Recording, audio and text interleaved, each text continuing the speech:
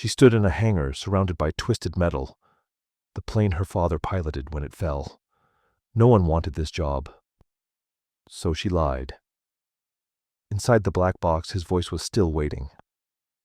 What would you do if the truth everyone believed was wrong? The hangar smells like failure and rain. Nora stands in the center of it, surrounded by twisted aluminum that used to be Flight 447. The plane her father was piloting 3 years ago when it fell from the sky and took 37 people with it. The wreckage is arranged in careful rows across the concrete floor, each piece tagged and numbered like evidence at a crime scene, which she supposes it was, for a while. She runs her fingers over the scorched fuselage, feeling the texture of disaster beneath her fingertips. Metal that once cut through clouds now lies cold and still, covered in rust and old rain. There are scorch marks along the seams where fire chewed through the cabin. She can still smell it. Faint, chemical, lingering. Aviation fuel and burnt paint. The ghost of heat. No one wanted this job. The restoration contract sat unclaimed for 8 months. The airline posted it twice, once in the spring and again in summer, but no restoration company would touch it. Too political, too painful, too many lawsuits still pending. So when Nora submitted her bid in late September under the name Halcyon Aircraft Services, a company that didn't exist until she registered it online for $90, no one questioned it. They just needed someone willing to catalog the wreckage, document what could be salvaged, and dispose of the rest according to federal guidelines. They didn't ask her last name. She didn't offer it. Her father's airline rejected her application twice before that. Once under her real name, once under her mother's maiden name. They recognized her both times, told her it was a conflict of interest, told her she was too close to it, told her, in carefully legal language, that they didn't want her anywhere near the investigation, the wreckage, or the narrative they'd already built around what happened. So she lied. She walks past the tail section, past the landing gear, still caked in mud from the field where they found it, past the mangled seats and oxygen masks, tangled like vines. Everything here is broken.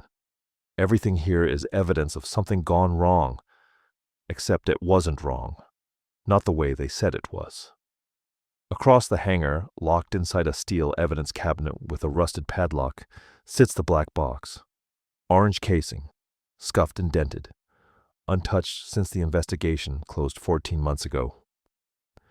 The NTSB opened it, extracted the data, analyzed the cockpit voice recording, and concluded what everyone wanted to hear. Pilot error, spatial disorientation, poor judgment in adverse weather, failure to follow protocol. Her father's fault. Her mother believed it. Her older brother believed it. The airline's legal team, the investigators, the media. They all believed it because it was easier than admitting that maybe the plane itself had failed, that maybe the maintenance logs were falsified, that maybe someone cut corners to save money and 37 people. Paid for it at 30,000 feet. But Nora doesn't believe it. She's not here to restore a plane. She's here to restore a name. The air in the hangar is cold and damp, the kind of cold that seeps into your bones and doesn't leave. Outside, the sky is the color of old concrete, heavy with clouds that haven't broken in days. It's late November now, 3 years and 2 months since the crash. The season when everything dies back and waits. She crouches beside the cockpit section, where the control panel is a shattered web of wires and broken glass. The pilot's seat is still intact, the leather cracked and stained dark with something she doesn't want to think about. She closes her eyes and breathes through her nose. Slow, steady, the way he taught her when she was 11 and afraid of takeoff. Fear's just information, he'd said, his hand warm on her shoulder as the engines roared to life. It tells you something's unknown. Doesn't mean it's dangerous. She opens her eyes. There's a logbook wedged under the seat frame, water damaged and swollen, pages stuck together. She pulls it free carefully, like something fragile, like something holy. The cover is embossed with his initials, J.T., James Tanner, her father, Captain. 23 years of commercial flight with no incidents, no violations, no reprimands. She doesn't open it. Not yet. Instead, she stands and looks across the hangar at the evidence cabinet. The black box has been sealed for over a year. But the airline still owns the wreckage, which means she has access. Which means she can open it. Which means she can hear his voice again. Not the way she remembers it, warm and patient and teaching her how to read an altimeter, but the way it sounded in his final moments when the plane was falling and the alarms were screaming and he was trying to save everyone on board. She crosses the hangar slowly, her boots echoing on the concrete, her breath visible in the cold air. The padlock is old, brittle. It breaks under her bolt cutters with a single snap. She pulls the cabinet door open. The black box sits on the top shelf, smaller than she expected, orange and battered, and still cold to the touch. She lifts it out carefully, feeling its weight in her hands. This is the last thing that hurt him, the last thing that knew the truth. She carries it back to the cockpit wreckage and sits down on the cold floor, the black box cradled in her lap. Her hands don't shake, not yet. Nora was 11 when her father taught her how to read an altimeter. They were in his Cessna 172, the small four-seater he kept at a regional airstrip outside Portland. And she was sitting in the co-pilot seat with her hands folded in her lap because she was afraid to touch anything. The instrument panel looked like a language she didn't speak. Dials and needles and glowing numbers that meant nothing to her yet. This one, he said, tapping the altimeter with his knuckle, tells you how high you are, but it doesn't tell you how it feels. She looked at him, confused.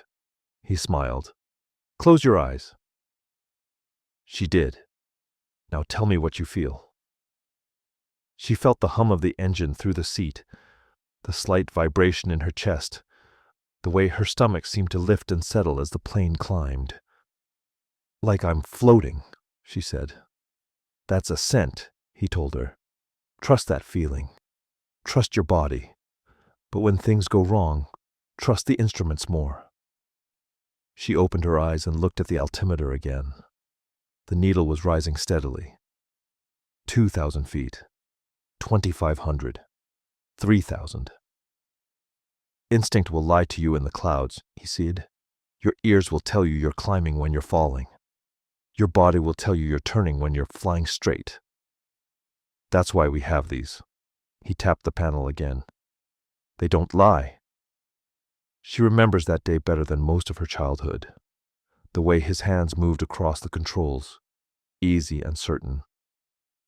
The way his voice stayed calm even when the turbulence hit and the wings shuddered. The way he landed the plane so smoothly she didn't realize they were on the ground until the wheels stopped rolling.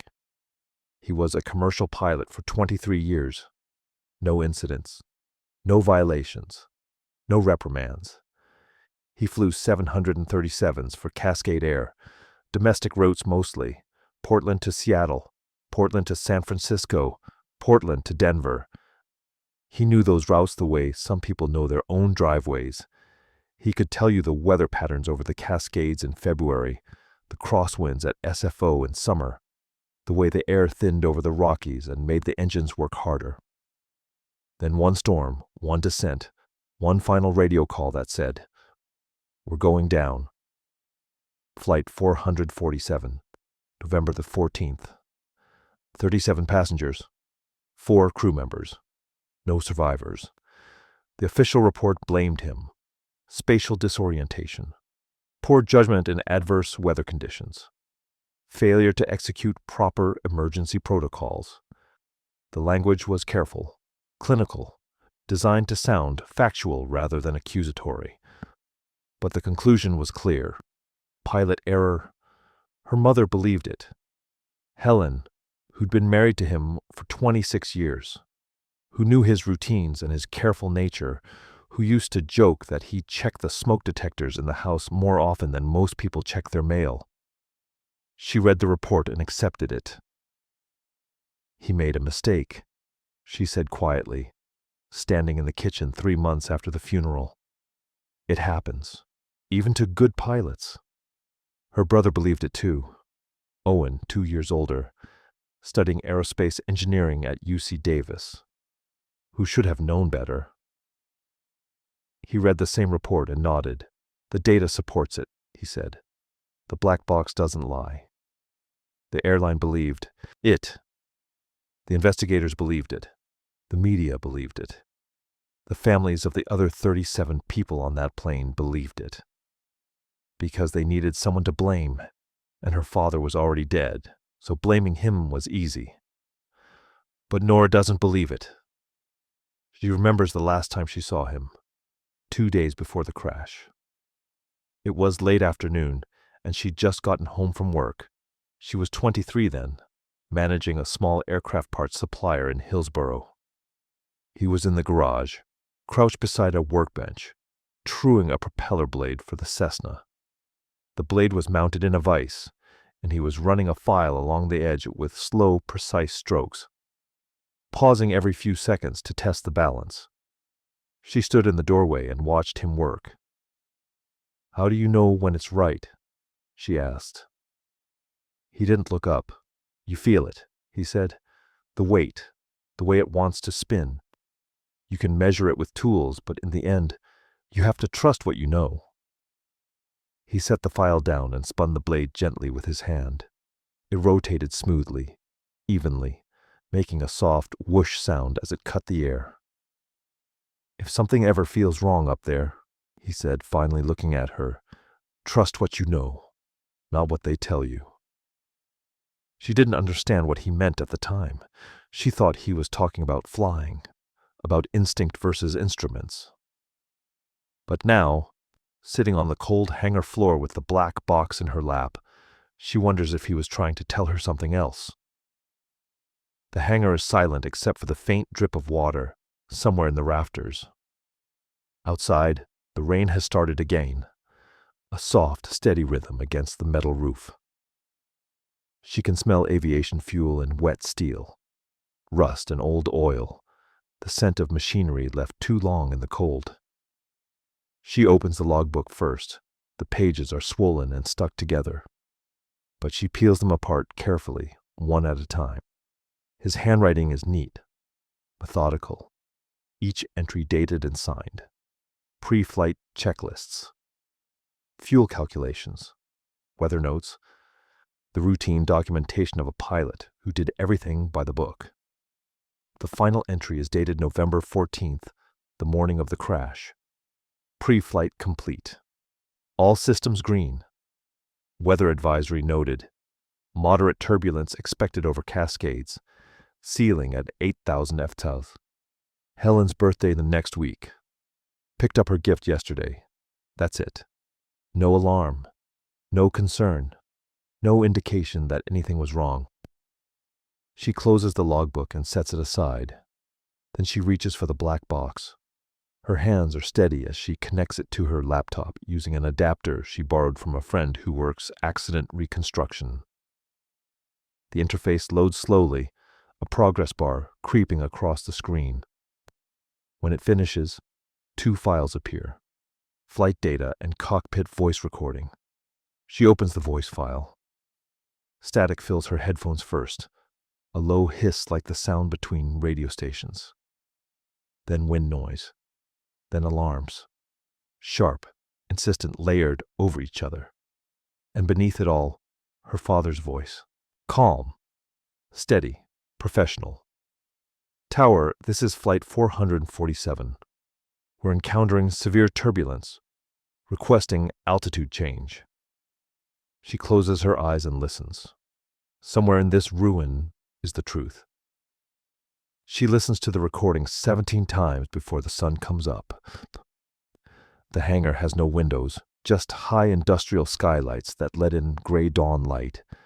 And by the time she finally stops the playback and removes her headphones, her neck aches and her eyes burn. She's been sitting on the concrete floor for 6 hours, her laptop balanced on a toolbox, the black box still cradled in her lap like something fragile. Her father's voice, calm and clear. "Tower, this is Flight 447. We're encountering severe turbulence. Requesting altitude change." A pause. Static. Then the co-pilot, younger, his voice tight with fear. "We're losing hydraulics. The stick's not responding." Her father again, steady. "I have the controls. Switching to manual." Alarms. Wind noise. The sound of something mechanical failing. A high-pitched whine beneath the chaos. Then his voice, quieter now, almost to himself. "The trim's reversed. Someone reversed the control trim." She rewinds, listens again. "The trim's reversed. Not disorientation, not poor judgment, not a mistake. Something was wrong with the plane." She stands slowly, her legs stiff from sitting too long, and walks to the nearest section of wreckage. The tail assembly, twisted and scarred, the vertical stabilizer bent at an unnatural angle. She crouches beside it, running her fingers along the control surfaces, feeling for anything that might explain what he was saying. Control trim, the system that adjusts the angle of the horizontal stabilizer, the part of the tail that keeps the plane level in flight. If it reversed, if it moved the wrong direction when he tried to correct, the plane would have pitched nose down instead of leveling out. She pulls out her phone and photographs the stabilizer from 3 angles, then opens the investigation report on her laptop. Page 89, Appendix C, control trim inspected post-recovery. No mechanical anomalies detected. She reads it twice, then she goes back to the wreckage. The restoration work begins the way all restorations begin, with documentation. She spends the next 4 days cataloging every piece of the wreckage, photographing each section from multiple angles, measuring dimensions, labeling parts with numbered tags, every bolt, every panel, every shard of metal that used to be part of something whole. She works alone. No crew, no witnesses. Just her and the bones of a machine that fell from the sky. The airline sends a supervisor once, a man in his 50s with a clipboard and a company jacket, who walks through the hangar for 20 minutes and signs off on her progress without asking questions. He doesn't look at her face, doesn't ask her name, just checks boxes on his form and leaves. She prefers it that way. By the 4th day, she reaches the cockpit section. The control panel is a shattered web of wires and broken glass. Instruments torn from their mounts, the throttle levers bent backward. But the pilot's seat is still intact, the leather cracked and stained dark with something she doesn't let herself think about. She kneels beside the seat and starts removing debris. Pieces of paneling, insulation, fragments of the overhead compartment. Her hands move carefully, methodically, the way her father taught her to work on the Cessna. Never rush, never assume. Every part matters. That's when she sees it. Wedged under the seat frame, half buried in dirt and debris, his logbook. She pulls it free slowly, her breath catching.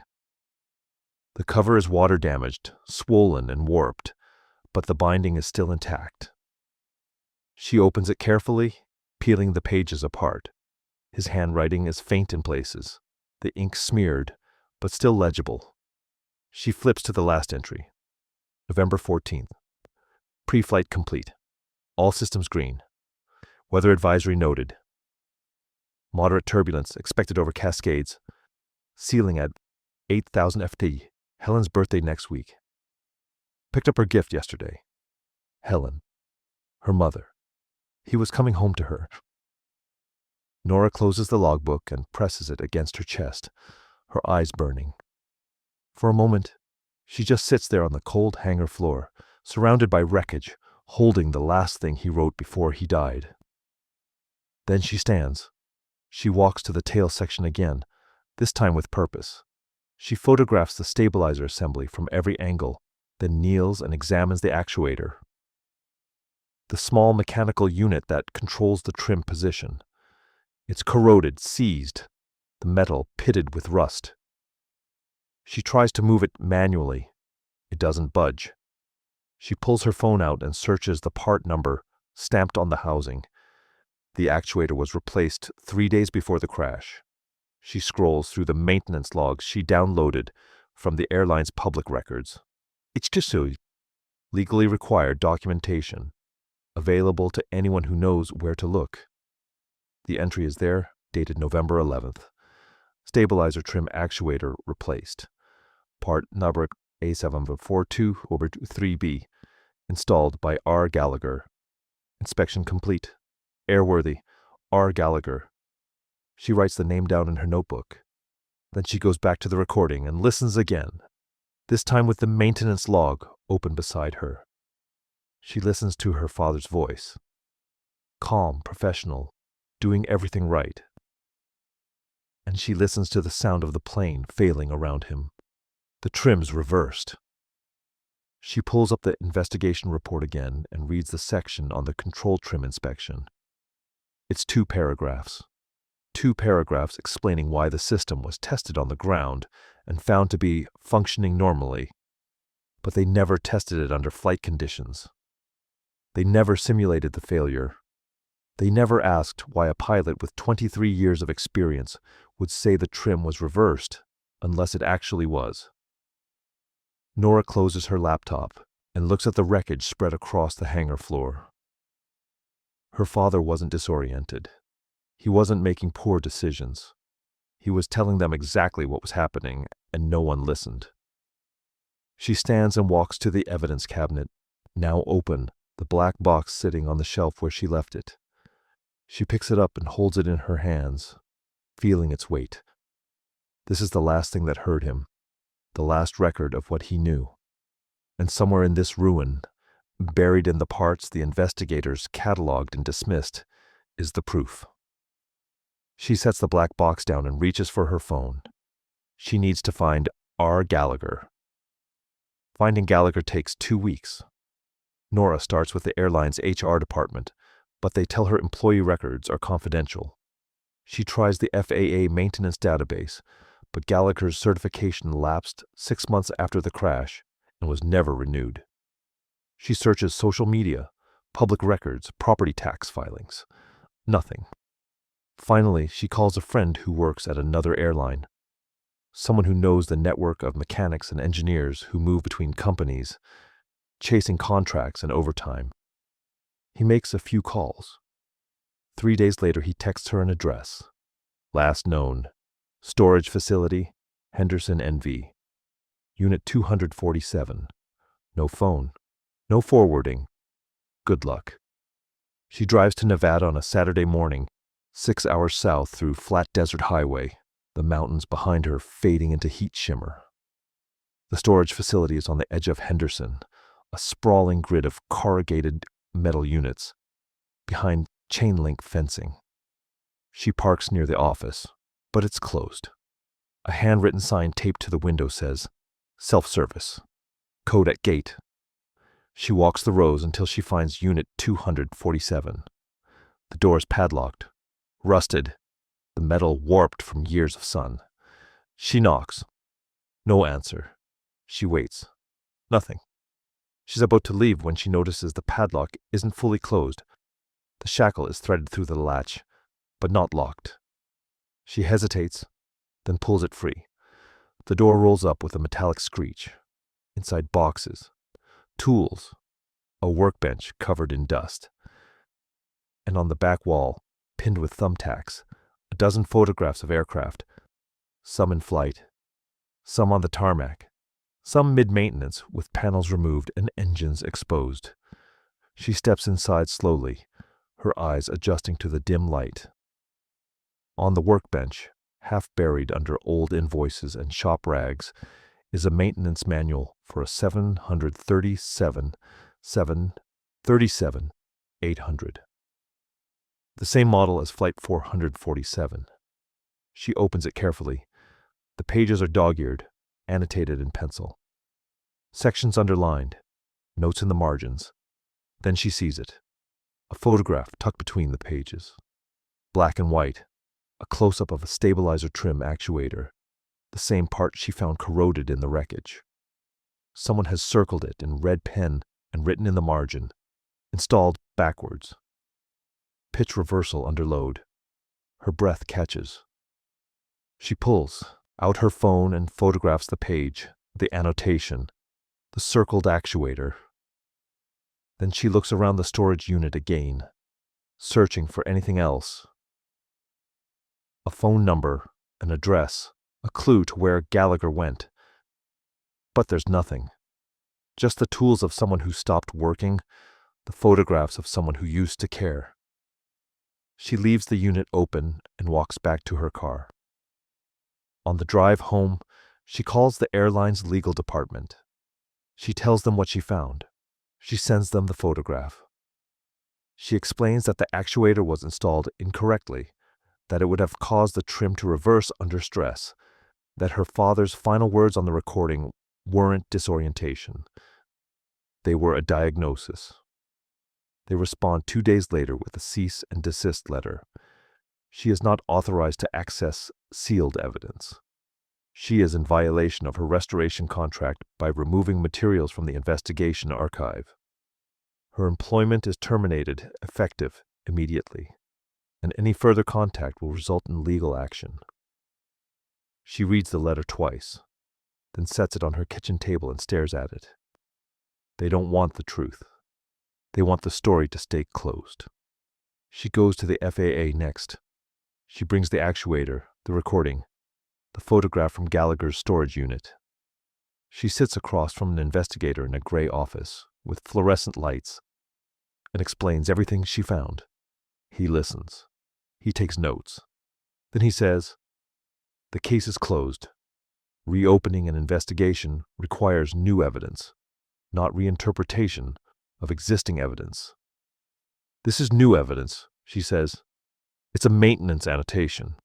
It's not proof of installation error. And even if it was, the actuator was tested post-recovery and found functional. They tested it on the ground, not under flight conditions. That's standard procedure." She leans forward. "My father said the trim was reversed. It's on the recording. You can hear him." The investigator closes his folder. "Your father also said he had the controls. He said he was switching to manual. The data shows he didn't stabilize the descent. That's pilot error." She stares at him. "I'm sorry," he says, standing, "but there's nothing here that changes the conclusion." She walks out of the building and sits in her car for 20 minutes, her hands gripping the steering wheel, her breathing shallow and uneven. Then she drives to her mother's house. Helen lives in a suburb north of Portland now, in a house she bought with the life insurance money. She remarried 2 years ago, a man named Richard who works in real estate and drives a Lexus. Nora hasn't been here since the wedding. She rings the doorbell. Helen opens the door and blinks in surprise. "Nora!" "I need to talk to you." Her mother glances back into the house, then steps outside and closes the door behind her. "This isn't a good time.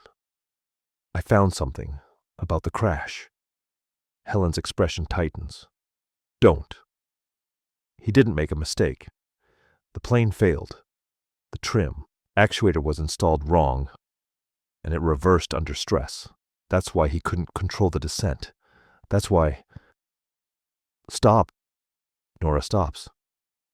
Her mother looks at her for a long moment, her face tired, her eyes flat.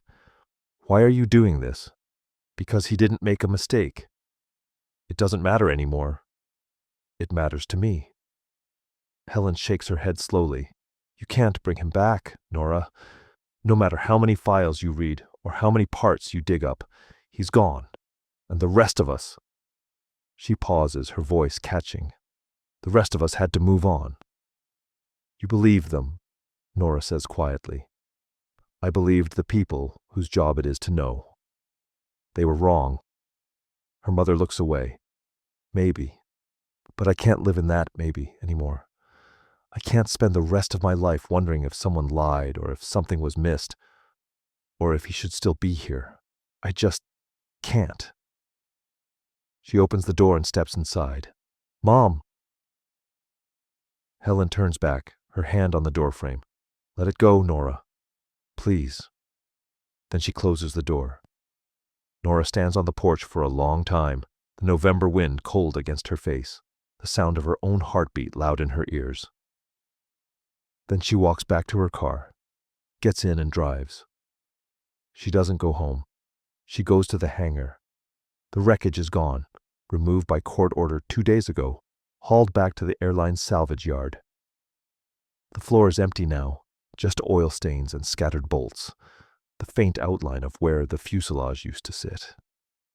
But she still has the black box. She still has the recording. She still has the actuator. And she still has his voice, clear and certain, telling her what no one else wanted to hear. She sits on the floor in the center of the empty hangar and opens her laptop. Then she searches for journalists who covered the crash. The journalist's name is Andrea Wolf. Nora finds her through an archive search. Articles from 3 years ago when the crash was still front-page news. Wolf covered it extensively. The investigation, the families, the unanswered questions that slowly faded as the official report closed the case. Her writing was careful, thorough, skeptical in the right places. She didn't accept the easy narrative. Nora sends her an email at 2 a.m. My father was the pilot of Flight 447. I have evidence the investigation missed. I need someone to listen. Wolf responds 6 hours later. Coffee tomorrow? I'm in Portland. They meet at a diner on the east side, a place with vinyl booths and weak coffee and a jukebox that hasn't worked in years. Wolf is in her 40s. Gray streaks in her dark hair, a leather bag slung over one shoulder. She orders black coffee and doesn't waste time. What do you have? Nora slides the folder across the table. Inside, printed screenshots of the maintenance logs, the photograph from Gallagher's storage unit, technical diagrams of the stabilizer trim system, and a transcription of the cockpit voice recording with timestamps. Wolf reads through it, slowly, her expression neutral. When she reaches the transcription, she pauses. The trim's reversed, she reads aloud. He said that? Yes. And the investigation concluded pilot error. Yes. Wolf sets the folder down and looks at Nora for a long moment. Why didn't they test the actuator under flight conditions? Standard procedure is ground testing only. They said it functioned normally. But he said it reversed. They didn't listen. Wolf leans back in the booth, her fingers drumming on the table. Do you still have the actuator? Yes, and the black box. The FAA will say you tampered with evidence. I didn't tamper with anything. I documented it. Wolf nods slowly. Okay, let me hear the recording. They go to Nora's apartment, a one-bedroom in Beaverton that still has moving boxes stacked in the corner because she's only been there 3 months. She set up a small workspace in the living room, a folding table, her laptop, the actuator wrapped in a towel beside a stack of printed reports. She connects the black box to her laptop and plays the recording. Static, wind, alarms. Then her father's voice, calm and steady. Tower! This is Flight 447. We're encountering severe turbulence. Requesting altitude change. The co-pilot, younger, panicked. We're losing hydraulics. The stick's not responding. Her father, I have the controls. Switching to manual. More alarms.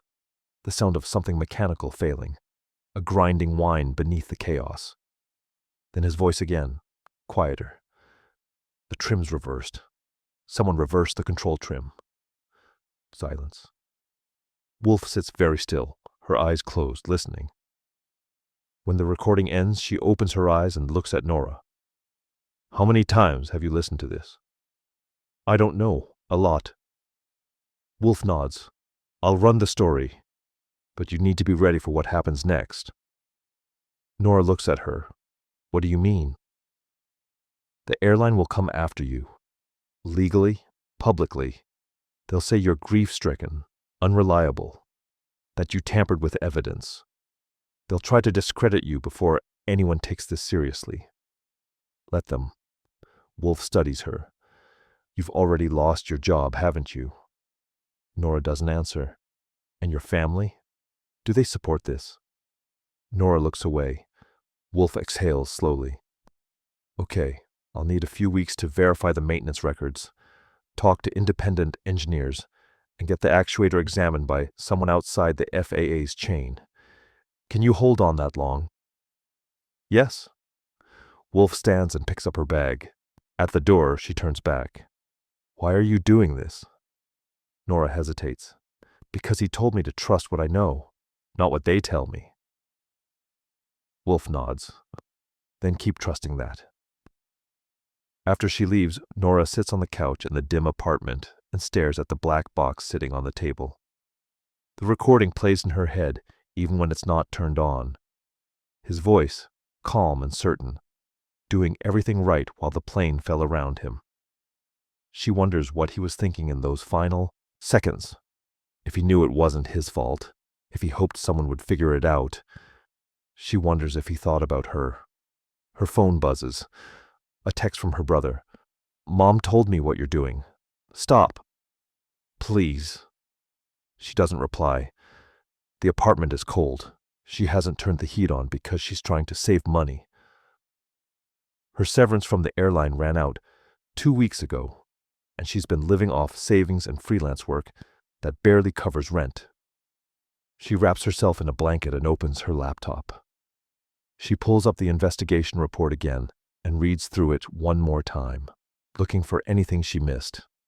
Page after page of technical analysis, flight data, witness statements.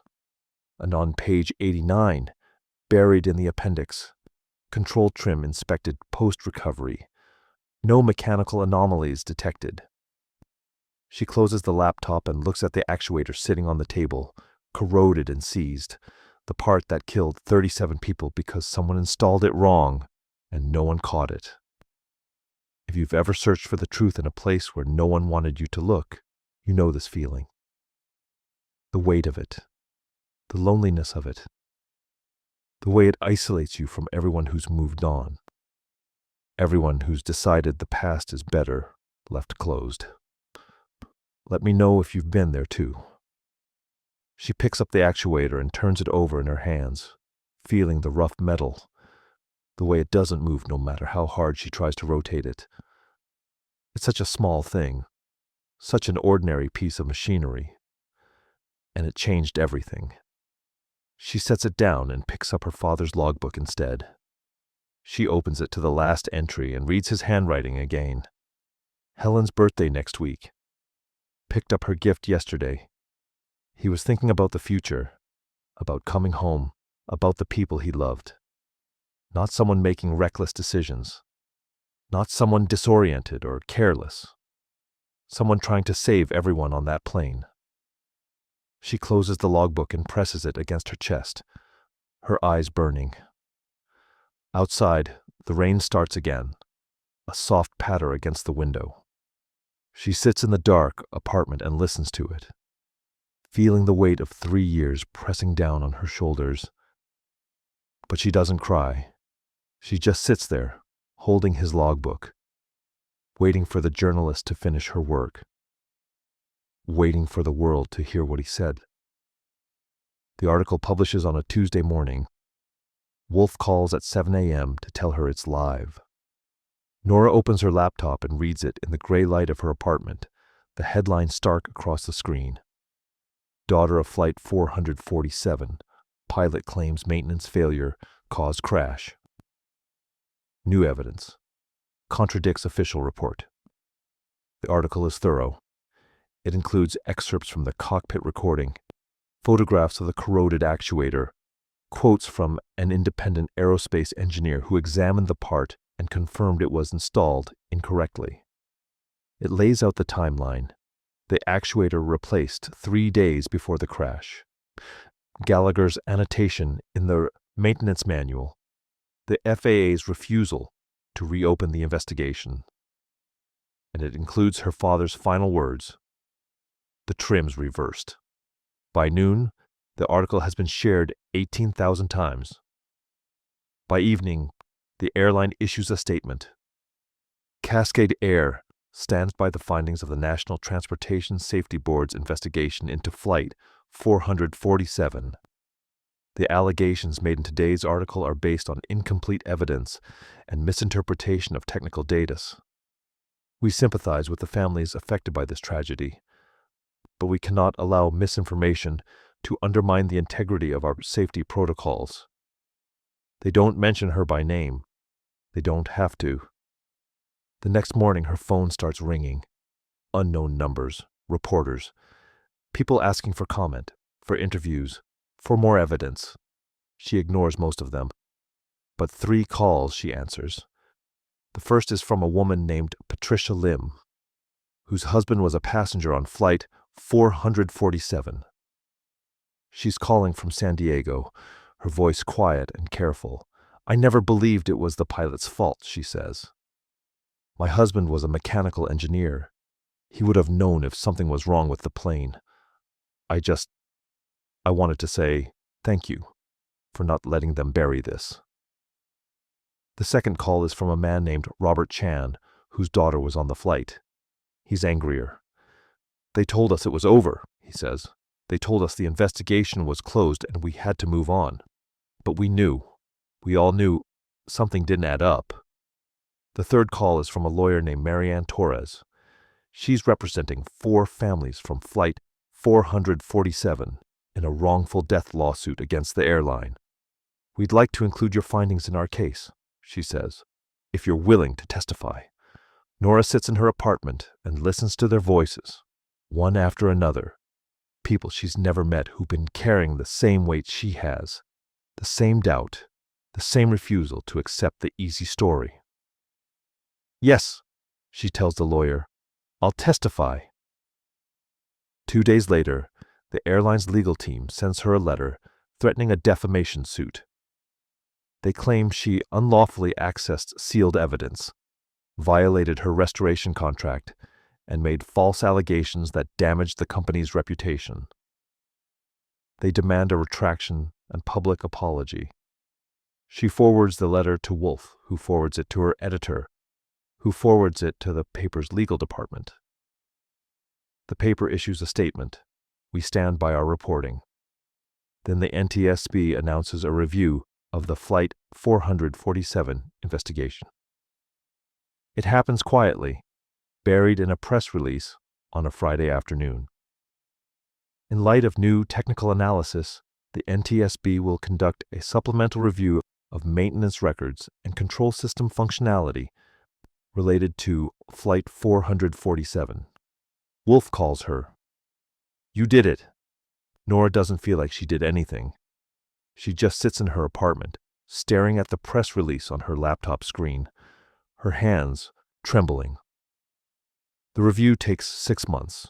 During that time, Nora finds freelance work with a small aircraft parts company in Hillsborough. She keeps her head down. She doesn't talk to reporters. She doesn't post on social media. She just works and waits.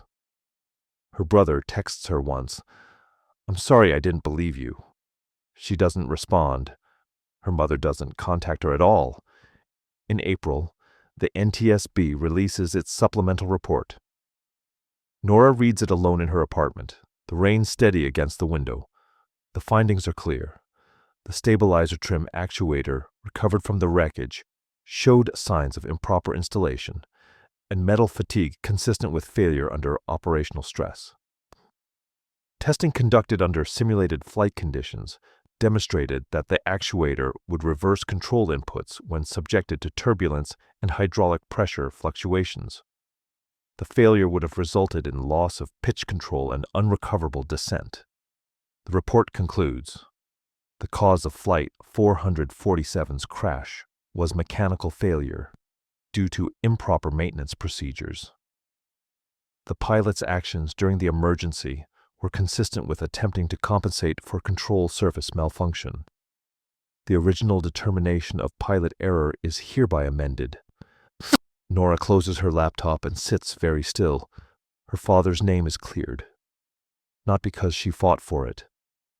Not because she demanded it, but because she listened to what he said and refused to let it disappear into the noise of institutional certainty. She picks up her phone and texts Wolf. "Thank you." Wolf responds immediately. "You did the hard part." Nora sets the phone down and looks at the black box sitting on her desk. She hasn't listened to the recording in months. She doesn't need to anymore. She knows what it says. She knows what he was trying to tell them. She knows he did everything right. Outside, the rain continues, soft and steady. She opens the window and lets the cold air in, breathing deeply, feeling the weight she's been carrying for 3 years finally begin to lift. Not gone, not erased, just lighter. She picks up his logbook and opens it to the last entry. Helen's birthday next week. Picked up her gift yesterday. He was thinking about coming home, about the people he loved, about the future. She closes the logbook and presses it against her chest, her eyes closed. "I heard you," she whispers. The apartment is silent except for the rain. She sits there for a long time, holding the logbook, feeling the grief and the relief tangled together in her chest like something she can finally carry without breaking. Then she stands and walks to the window. The sky is gray, heavy with clouds, but somewhere beyond them is the space where he used to fly. The space where he taught her to trust instruments and instinct, to listen for what was wrong, even when everyone else said everything was fine. She thinks about the plane he used to keep at the airstrip, the Cessna 172 with blue paint and the propeller blade he trued by feel. She wonders if it's still there, gathering dust, waiting. She wonders if she could fly it. Not today, not yet, but someday. Someday soon. 3 weeks after the amended report is released, Nora drives to the airstrip where her father kept his Cessna. She hasn't been here in 4 years. The last time was 2 months before the crash, when he asked her to help him replace the battery. She remembers the smell of oil and cut grass, the way the afternoon sun made the aluminum fuselage glow white-hot, the sound of his voice explaining the proper torque for the battery terminals. The airstrip is exactly as she remembers it. A single runway, a row of hangars, a small office building with peeling paint. She parks near the fence and walks to Hangar 7, the one he rented for as long as she can remember. The door is unlocked. Inside, the Cessna sits under a tarp, dusty and still.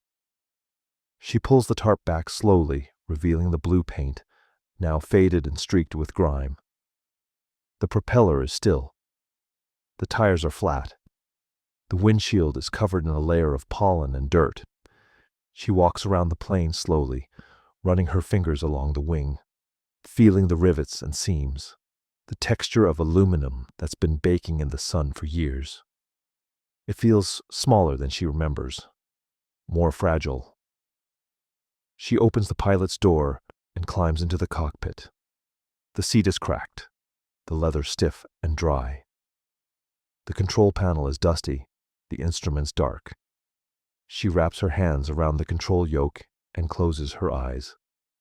For a moment, she's 11 again, sitting in the co-pilot's seat, her father beside her, his voice calm and steady as he explains how to read the altimeter, how to trust the instruments, how to feel the pull of a scent in her stomach.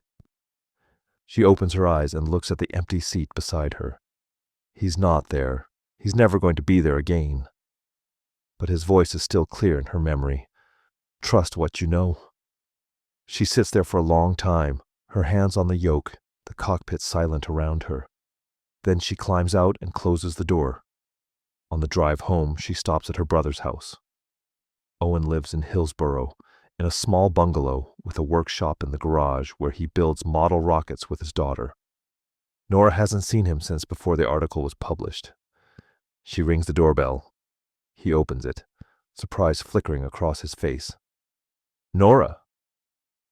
Can we talk? He nods and steps outside, closing the door behind him. They sit on the front steps, the afternoon sun warm on their faces. I'm sorry, he says after a moment, for not believing you. She looks at her hands. You believed what everyone else believed. I should have listened to you. She doesn't respond. She's not sure what to say. The apology is real, but it doesn't erase the months she spent alone, carrying the weight of doubt and isolation. How's Mom? She asks finally. Owen shakes his head. I don't know. She won't talk about it. She read the report, but she hasn't said anything. Richard thinks she's just trying to move on. Is that what you think? He's quiet for a long moment. I think she's scared of what it means, of having to go back to that grief when she thought she was done with it. Nora nods slowly. She understands that. She understands the impulse to close the door and walk away, to choose peace over truth. But she couldn't do it. Are you okay? Owen asks. She thinks about the question. Is she okay? She's exhausted. Her savings are gone. She doesn't have a job lined up. Her relationship with her mother is fractured, maybe beyond repair. She spent 3 years chasing a truth that cost her almost everything. But her father's name is cleared.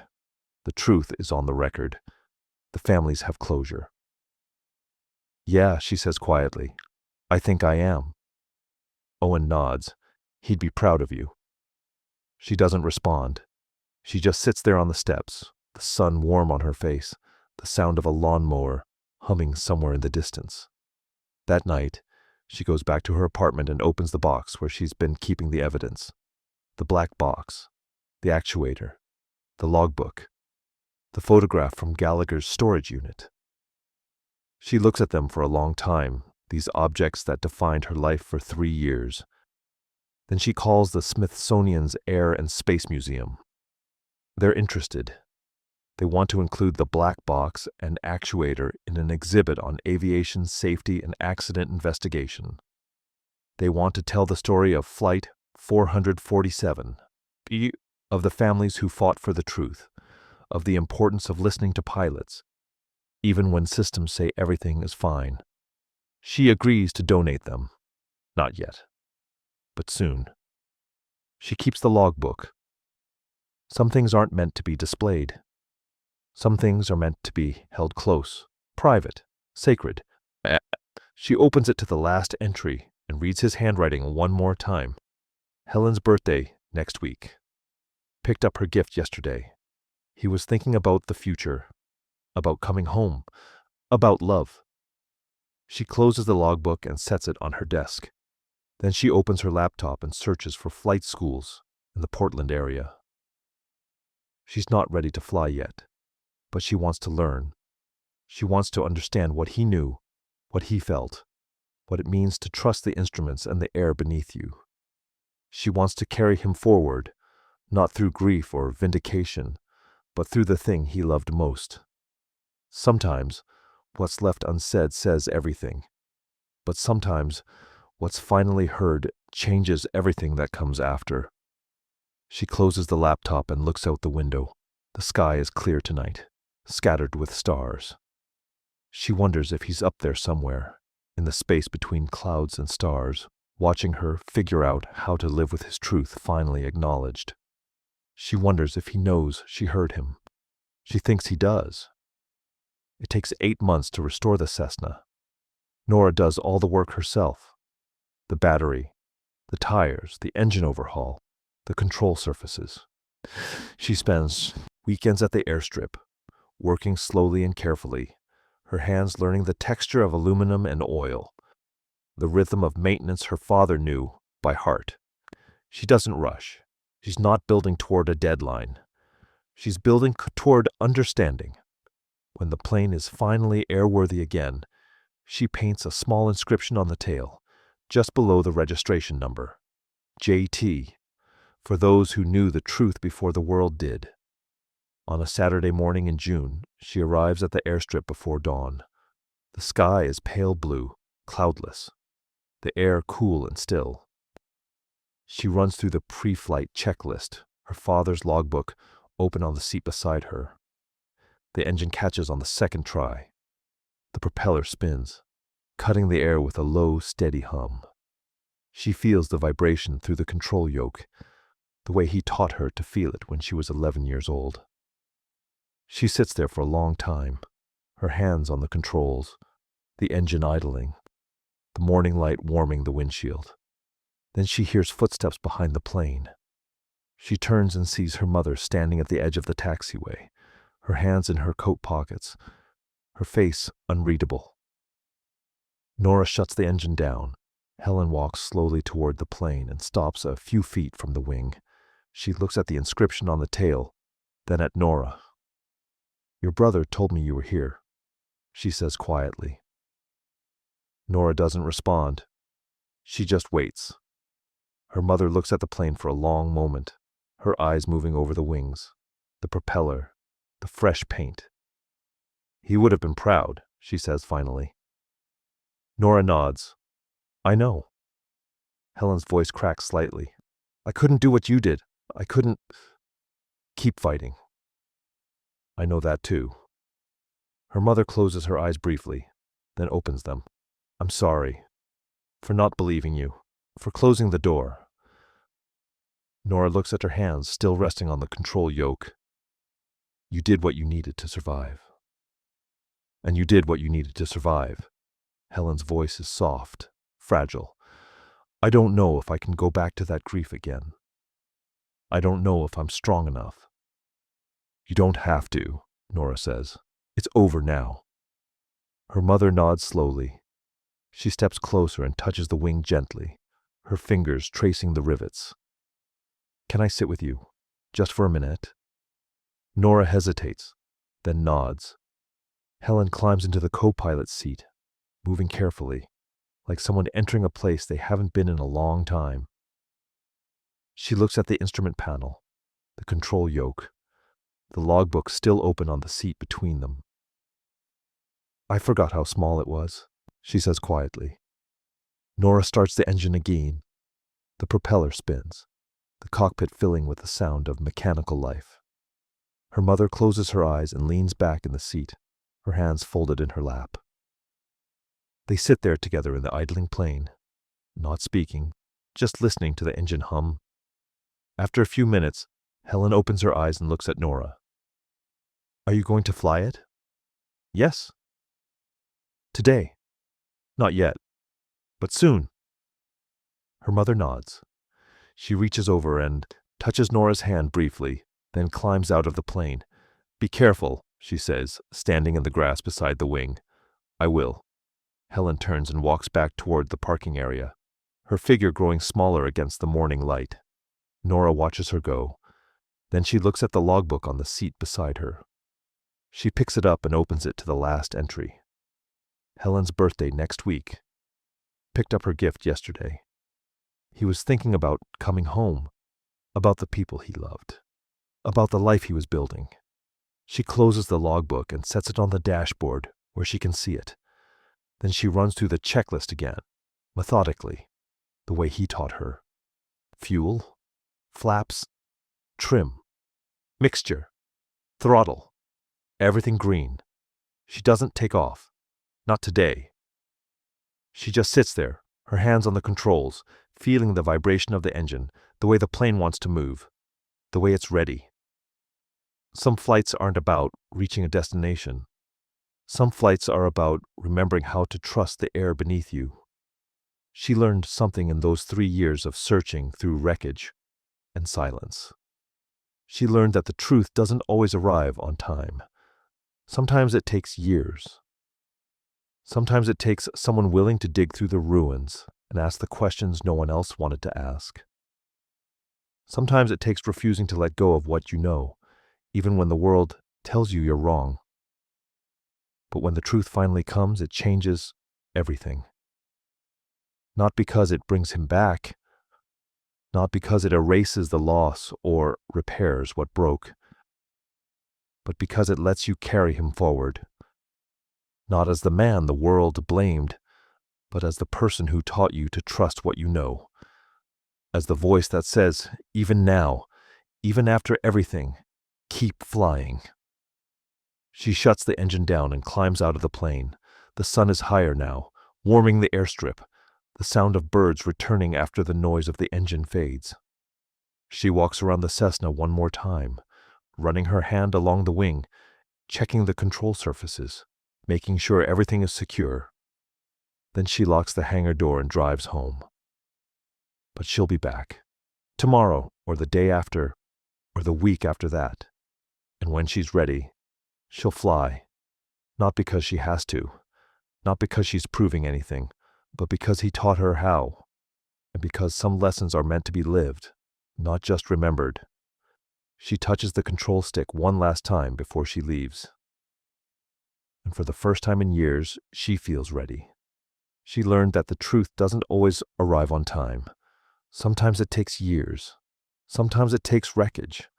Sometimes it takes someone willing to dig through the ruins and ask the questions no one else wanted to ask. But when it finally comes, it changes everything. Not because it brings him back. Not because it erases the loss or repairs what broke, but because it lets you carry him forward. Not as the man the world blamed, but as the voice that says, even now, even after everything, keep flying. Some flights aren't about reaching a destination.